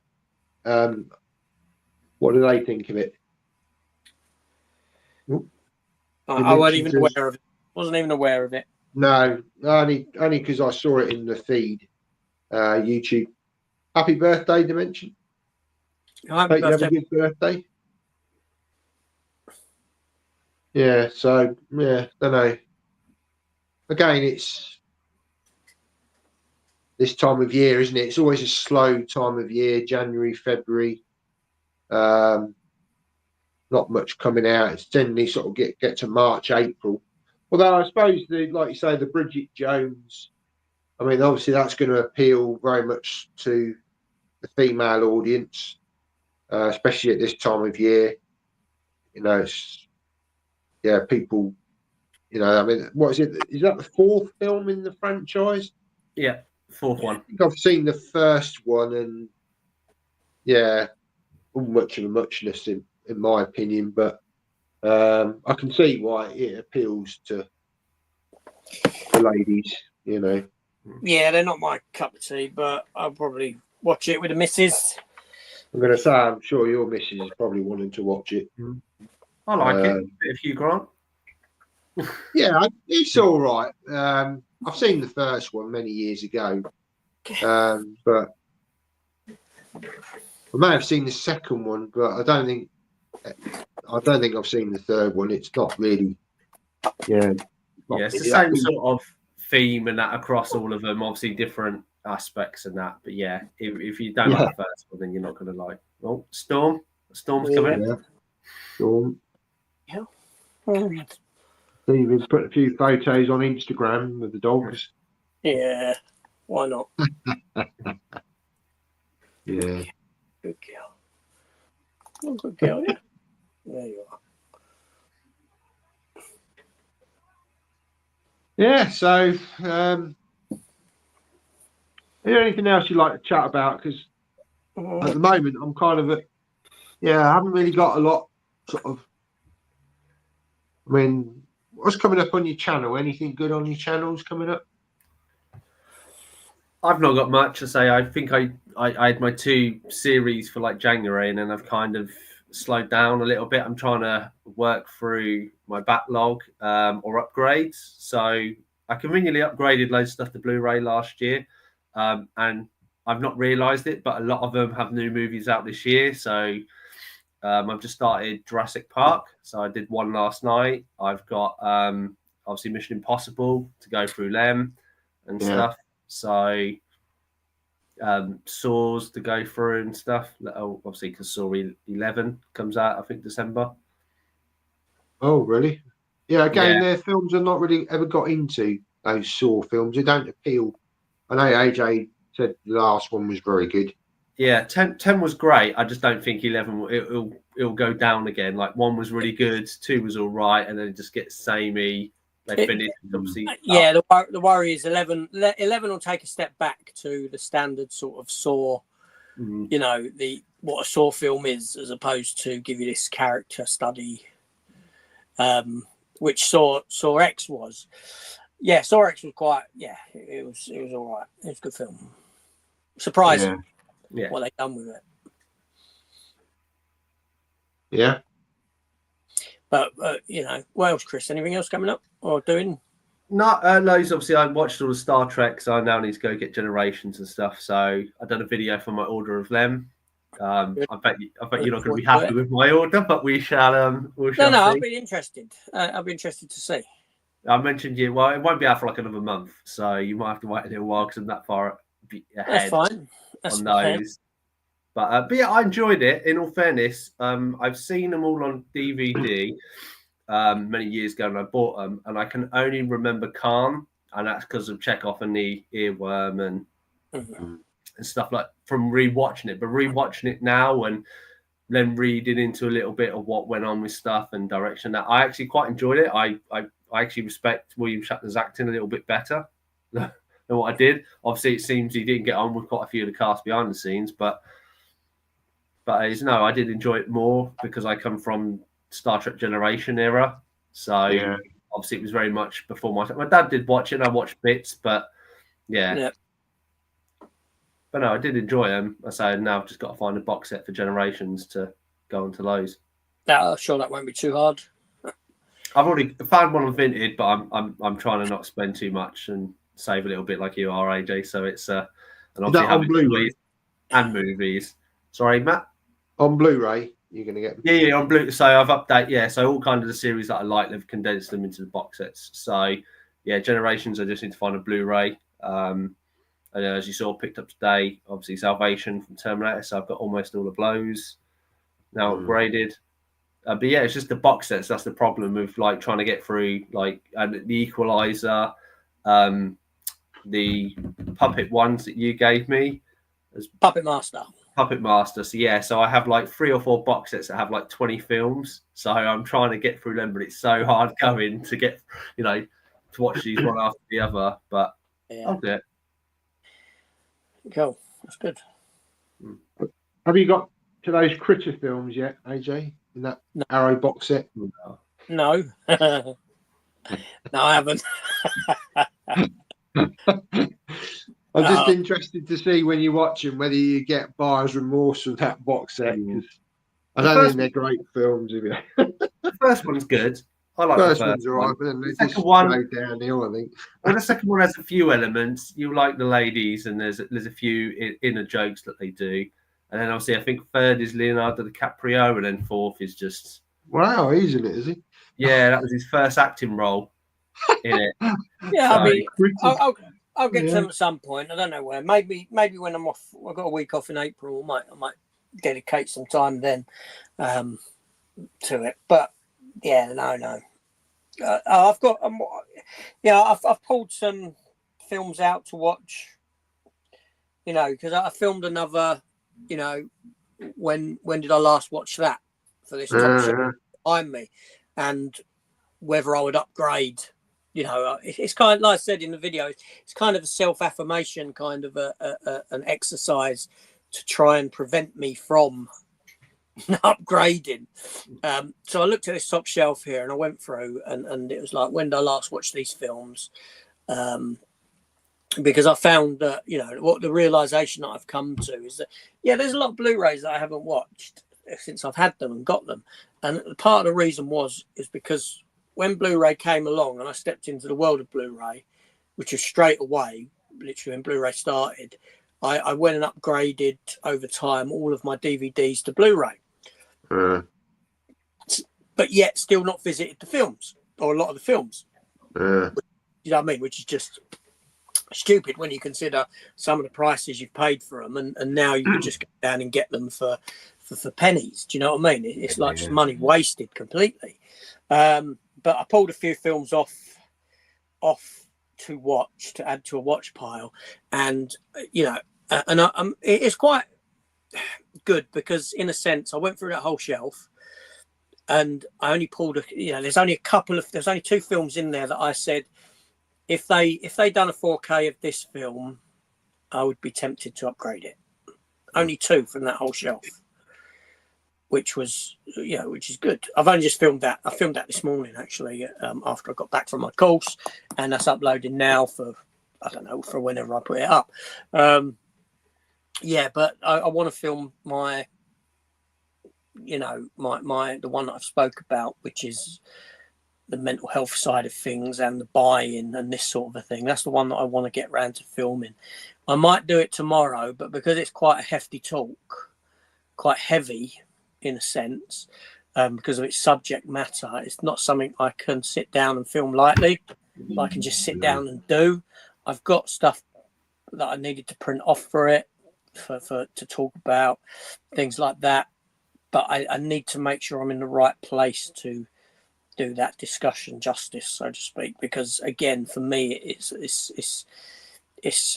because a lot of this, I'm now using this as a sort of exploration of me, if that makes sense. and a self-affirmation, self-affirming, you know, the mistakes that I've made, and to help implement those changes moving forward of how I purchase and how I collect, you know, because I've been just realizations. It's like something's just clicked, something's just has just, and it's not necessarily the fact that I had a heavy month in December. It wasn't just that. A lot of things have just fallen into place, you know, as of now. I mean, I'm happy to say that after having years of horrendous work time and not being able to focus at work and this sort of a thing, and over the past 2 years, I've probably only been at work for less than a year. I'll be honest, with my downtime and all that because of mental health issues. That now I'm far more focused and on the ball and clicking at work, which is great. So all this stuff has just sort of fallen into place for me at the latter part of last year coming into this year, and this realization of the just the stupidness that I've carried with me for so long. But yeah, so I've got to do this big chat that'll be coming. That might be next Saturday. I might, if I can get it done tomorrow. But like I said, I have to be in, like, as you know, I've been talking about this for a few weeks now, doing this video. Yeah. But I need to be in that right place to do it. I don't want to rush it. Yeah. Yeah. I mean, I've been, and I've got still a couple to, I've got a few ideas. But yeah, I've been enjoying these sort of chats, me just sitting down and having a subject to talk about and just hitting play and just, you know, just talking. You know, the most recent one I did, I think, was, you know, is there any point to sort of still collect Blu-rays and DVDs? And, you know, the amount of comment, I got so many comments on that video, and it was really good to see. But yeah, so many people out there that still collect DVD, you know, or they've got vast DVD collections. You know, it's great to hear that people still are embracing, because I think a lot of what we see now on YouTube, certainly on the newer videos, is just people picking up the 4Ks, you know, the collector's editions or the latest releases. But not a lot of people are talking about the older releases that we've had, you know, the Blu-rays, the DVDs. Yeah, we get some channels, I know, like Gareth, he's very much focused on the VHS side of things. And as we've spoken, JJ, there's a bit of a, in the last year, 18 months, there's been a bit of a revival of VHS, you know, and we're even seeing some sort of titles coming up for pre-order on HMV now. There's obviously a bit of a renewed interest in that format. Yeah, I think that's more as a nostalgic thingy buy, not so much, oh, I'm buying this to watch. I don't think they're, I mean, I think they're more a case of being bought as a sort of, you know, display piece. Yeah. More than anything else. I think that's what drives that. Although I personally feel that the VHS collectors out there are more interested in the original products that came out. I think so, yeah, because these are novelty. They're novelty items. I know Stuart George, he collects the Warner Brothers, the old, you know, big cases. There's obviously a bit of a market for those. People like to collect that particular, you know, packaging from back in the day and this sort of thing. But so yeah, I mean, whether this sort of new release strategy of, you know, retro VHS tapes will, you know, just going to be a bit of a flash in the pan, time will tell. But no, it was a good topic, and I think so. People, there's a lot of people out there still very much happy with DVD or Blu-ray. You know, don't necessarily. Yeah, rightly so. I mean, the irony is, I've picked up a few DVD this month. Yeah. You know, of films that I've wanted to collect, or what, you know what I mean, to add to the collection. A couple that, well, there's one film that I bought that I'd never watched that I wanted to watch. It was only like £1, and another one I wanted was a dog's journey. Chris, you'll know the sequel to A Dog's Purpose with Dennis Quaid, which I have seen, and I was looking. Oh, should I get the blue? There's DVD, there's a Blu-ray option. I think a Blu-ray's import, and it's about 16, 17 quid, or I can get the DVD for a couple of quid. Christ, I'll get the DVD for a couple of quid, and I'll just add the DVD into I'll double it up into the case of A Dog's Purpose as the sequel to that in there on DVD. That's all I'll do with it. But yeah, I've picked up a few DVDs this month. But then I've got to ask myself again with my collecting habits, whether is that a way of me psychologically providing myself with with I'm fulfilling a need to pick something up. See what I mean? And I'm picking up a DVD because it ain't actually costing me anything, but I'm getting the sort of. Do you know what I mean? It's something I have to look at and focus on, whether it's a psychological, a subconscious psychological tactic to fulfill my purchasing needs without spending much. Yeah, but are you watching these films though when you buy them, or are they just going on the shelf? Because No, they're downstairs in the watch pile. Yeah, well, that's good, because I think you've moved forward from that, because you said in your last video a lot of these films, and we all do it, we buy films and then we put them on the shelf and then we've forgotten all about them, and then years later you're literally going through that shelf thinking, well, I haven't even watched this and it's been sat here for X amount of years. But, yeah, I know. It's crazy, but there we go. But no, it's I'll tell you what, a dog's journey. No, it's not a dog's journey, is it? You got Dog's Purpose. A dog's journey is the little one, voiced by what's her face, Bryce Dallas Howard. What's the other one, voiced by Josh Gad?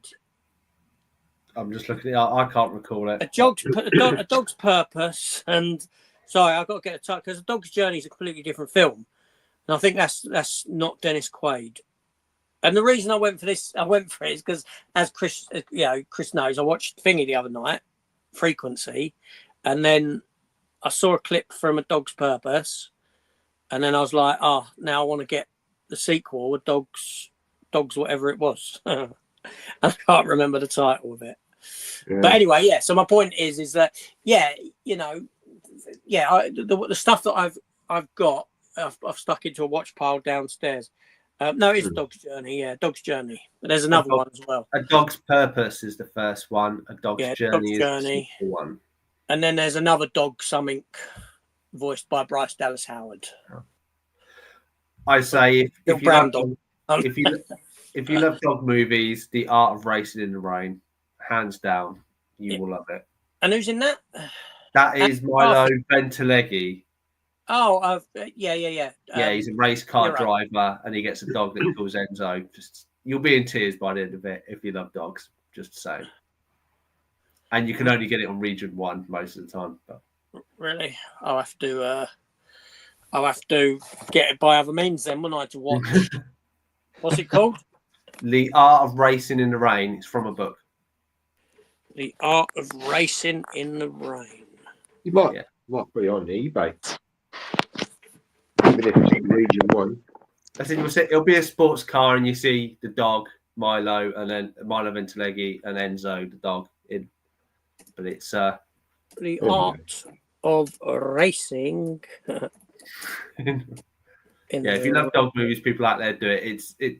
I would kind of say it does kind of have a bit of a sad ending, but a happy ending as well. But I don't want to go into any more to ruin it.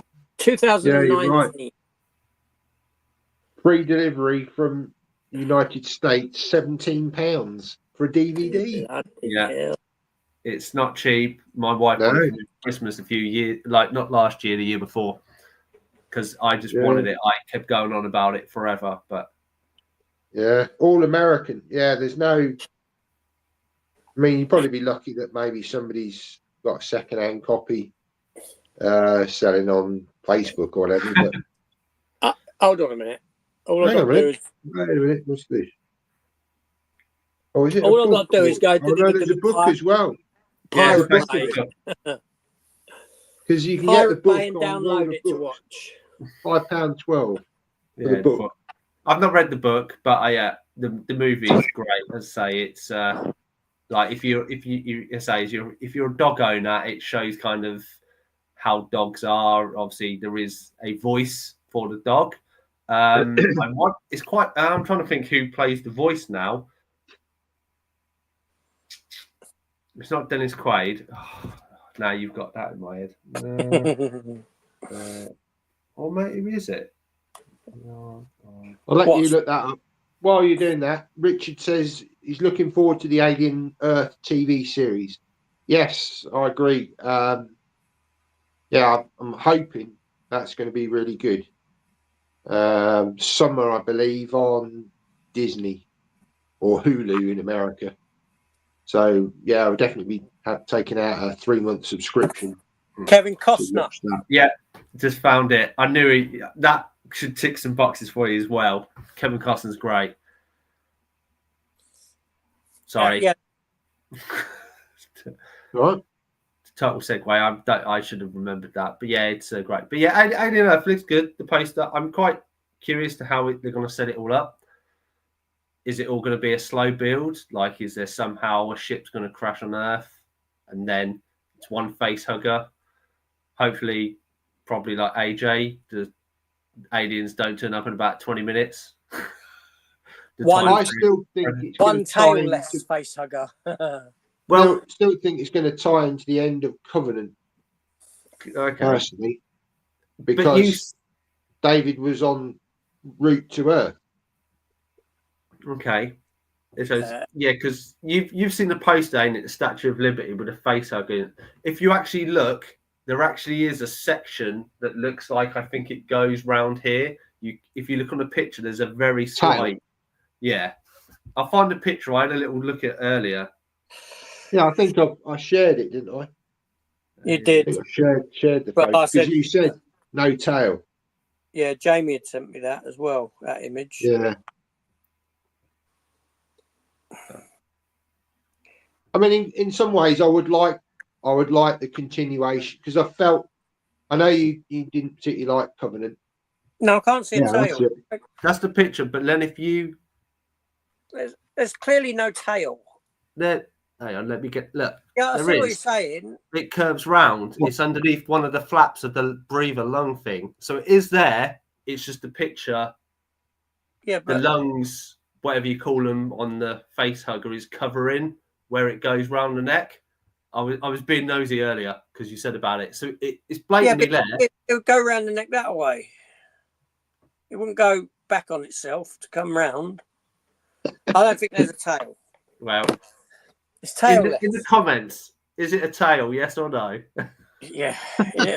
no tail there. There's clearly no tail on that face hugger. I can see what you mean. This bit here would be the tail, Yeah. but the tail, the way that's pointing, the tail would wrap around the neck that way.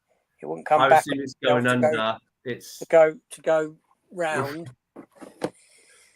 No tail. I can't see it. No, I can't see a tail. I reckon it's a new type of face hugger with no tail. But again, is that, or it does say, or is that somebody just done this as a mock-up, or is it an official poster? I did wonder that myself. I don't know. Yeah.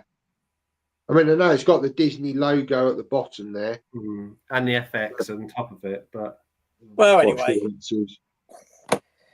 Yeah, it's got some name at the bottom there, but yeah, I'll be interested to see.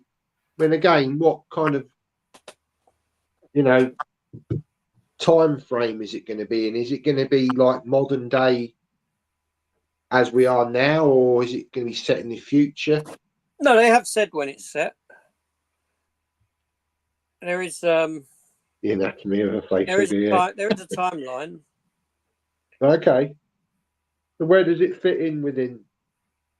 Because obviously, Alien Resurrection, the fourth one, that's way in the future, isn't it? With the clones and all the rest of it. Romulus fits between Alien and Aliens? According to the overview, the series is a prequel and will be set 2 years before 1979. So it's Earth 1977, basically.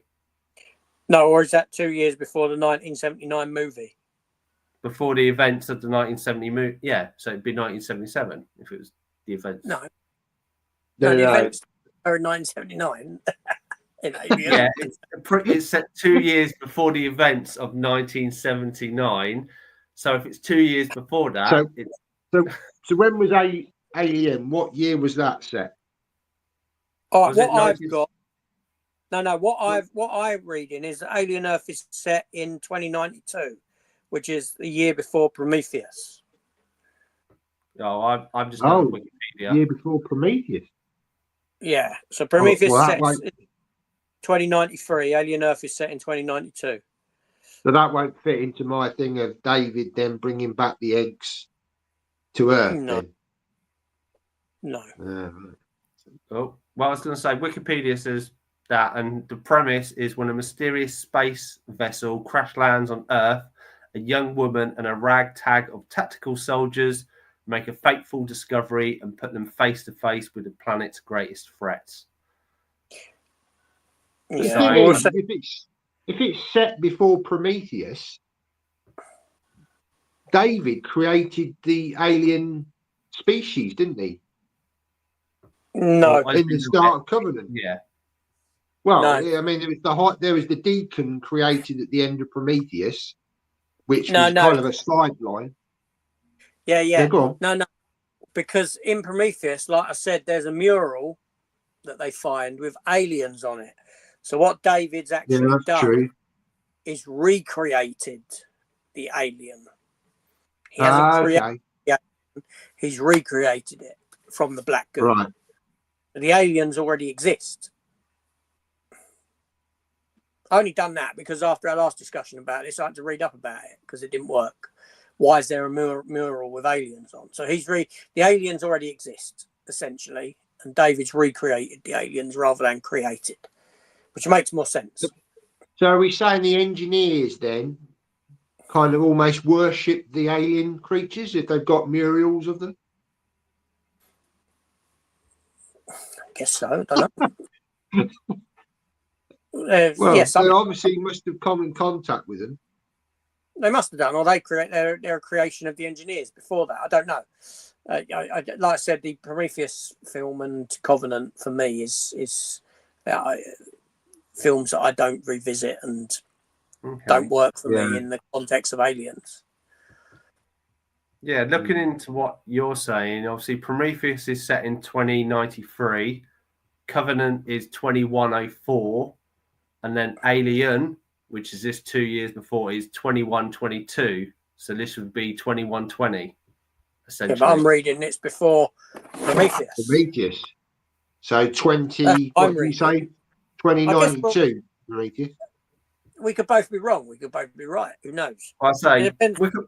I'm only going off Wikipedia, and it says it was obviously set 2 years before the events of Alien, and Alien in the timeline is 2122.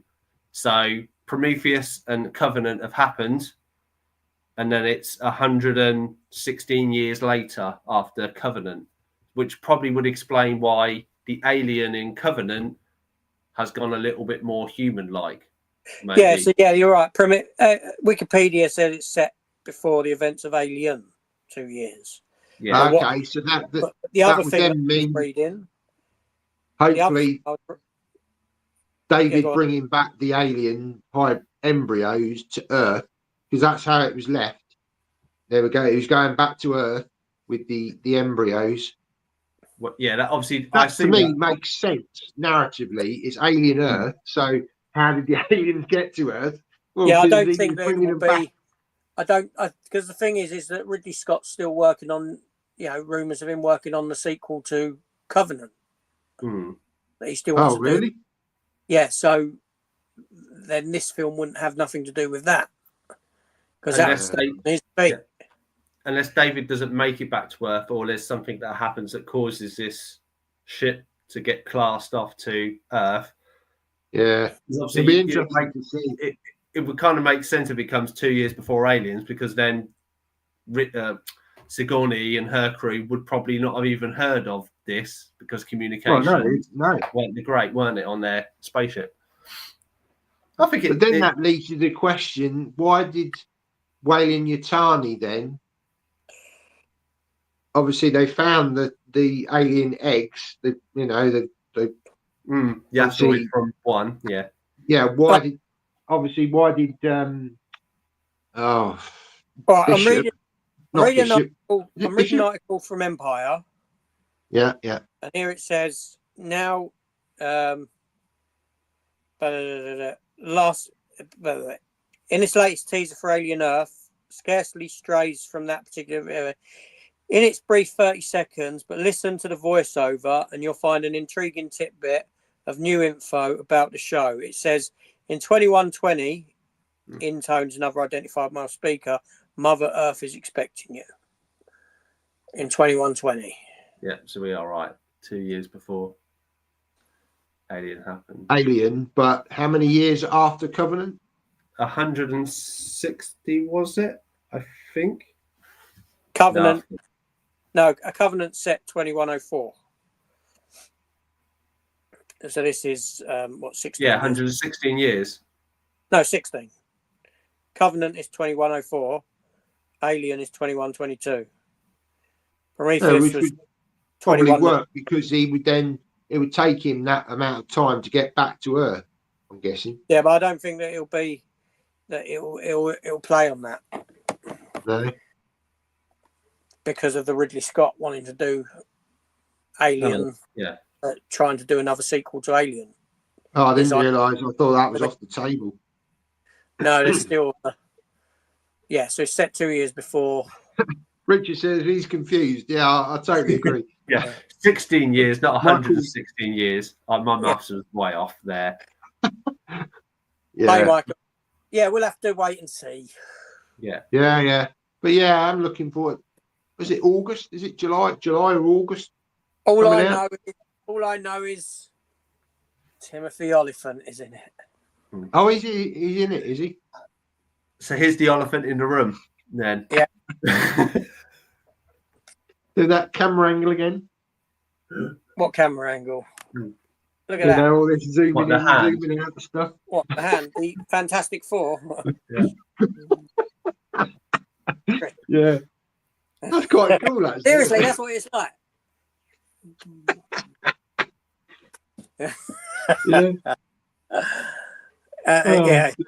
It's just camera perspective. Done with it. That's what it looks like. They've done. Quality stuff. Quality. But no, we'll have to say. Remember the dog and cat film Milo and Otis? You remember that? Milo and Otis? No idea. No, I don't. Richie says the Star Wars timeline is much more straightforward. Well, not so sure on that either.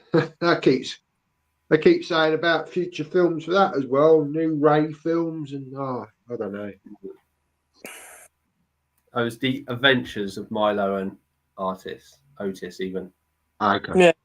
No, I've not seen that. 1986. Yeah. No. Is it like Homeward Bound from the trailer? Kind of looks like, but just with one dog instead of two. Yeah, my Fantastic Four special effects. Yeah. But seriously, when Johnny Storm flames on, it's just like, it's cartoon. It's like, just turns to cartoon.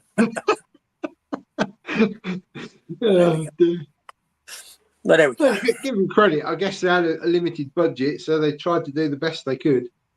Well, no, I mean, because the film was only made as a way of keeping the right. Yeah, and you'll probably find the effects look better than some of the films today. $1 million was put into it. $1 million. That's all the film cost. Wow.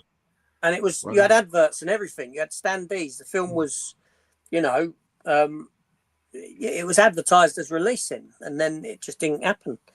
you know, and that's why you got that documentary called Doomed, which is all about this Fantastic Four film that was never released. Yeah, you got the Mole Man in it. The Mole Man's a villain in it, as well as Doctor Doom.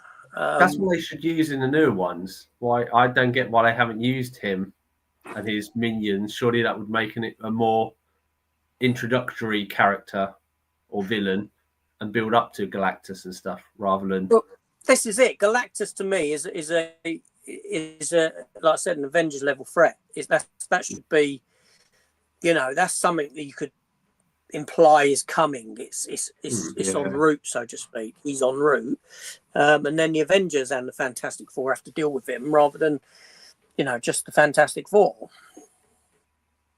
But it might be that Galactus. I just thought about it. Galactus isn't here. Galactus is there in that world. As I thought in you were going to go the MCU. Yeah. Sorry? I thought you were going to go as Robert in Downey Jr. Like take the mask off. Yeah. Right. You've got Galactus attacking the world that the Fantastic Four are in. Yeah. And what would be really good is if Galactus actually defeats and destroys that world, and the Fantastic Four have managed to escape or something from it. Yeah, and then that gives the audience that kind of like, oh right, so you know this guy's coming later, further down the line, and this is what he's already can do, kind of thing. Yeah, you could be right. Something like that. But would they have the Fantastic Four flee while the whole world gets destroyed? That's the only thing. Dimension says he thinks a lot of people are going to be disappointed about Galactus. Yeah, very probably. Yeah. We'll see what they do with him. Yeah. Well, I think he needs to be a bigger threat. Size. Have what? He looks very giant man size rather than Devour. Yeah, like a giant transformer. Sort of. Well, he's got to be he should be celestial size. Yeah. In my mind, he's got to be the size of a celestial. Yeah. Which doesn't look in that image when he's overlooking the city. He's smaller than a celestial. When you take the celestial coming from the ocean, he should be that size, really. You see, you might only get like a little cameo from him, and you know, it might not be anything. It might just be a little tease. I mean, they did do that with Thanos, didn't they? In some of the films, at the end, there was only a little tease of him, you know, until he came into Infinity War. So yeah, like you say, really, Galactus, you know, should be an Avengers level threat because you know he's one of the main bad guys in the comics. So to introduce him straight away seems a bit too quick. Yeah. It'll be a wasted opportunity again. Yeah. But there we go. Yeah. Anyway, I think we'll probably wrap it up. We're coming up to we're actually coming up to 4 o'clock. I know you got to shoot off, AJ. Do other things. Go shopping. Yeah. We'll go shopping, unfortunately, for food. Yeah. Yeah. Mrs. is waiting. You can hear her finger now. Don't be speed. Oh no, I'll get her to drive. Oh, okay. Yeah. Cool. Right. Well, thanks ever so much, everyone, for watching and commenting. Confused. Yeah. We've just come out more confused than we did at the start, but there we go. But I mean, next weekend I'm busy, so there won't be anything from me next weekend. Well, I guess it'd be on your channel next time, AJ. Anyway, a chat, but it won't be next weekend. Unless Chris wants to host one sometime. Yes, by all means, if you want to take the reins. Yeah. I can't do next week, but we could do possibly 2 weekends time. Would that? Hang on, I'm trying to think. Where would that set 2 weeks before the meetup? I think. Yeah, that would be the first. Work for me. Yeah. First. Okay. Put that in your diaries. I'll check with the wife. All right, cool. Right. All right. Take it easy. Yeah. You mentioned See you later on. ladies. Thanks ever so much. See you next time. Take care. Bye bye. Bye now.